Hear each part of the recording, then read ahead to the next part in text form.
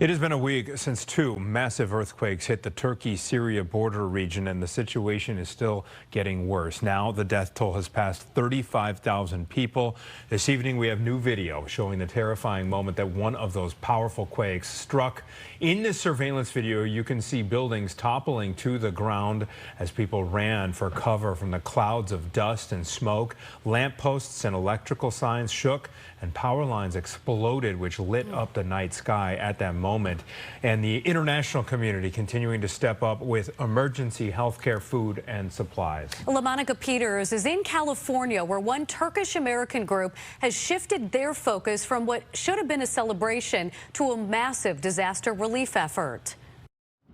The Turkish-American Association of California says volunteers packed 165 boxes of things like baby food, diapers, coats, and sleeping tents. One of our friends in the Bay Area, he lost over 100 relatives.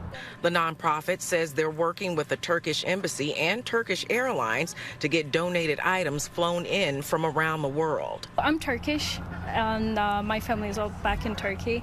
Thankfully, they weren't in the affected regions, but some of my friends and their relatives, they were affected.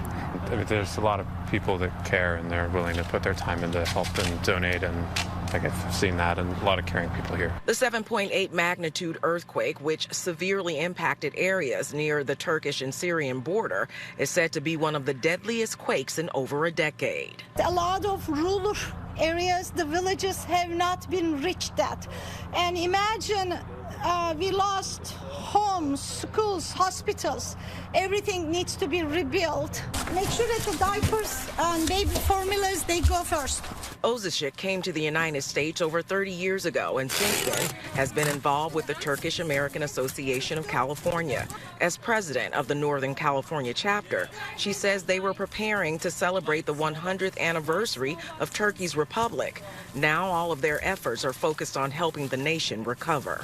It was supposed to be a year that we were going to celebrate our Republic of Turkey, our founder Atatürk, and now we can't. Now we have to mourn with our fellow citizens, and we have to continue this aid.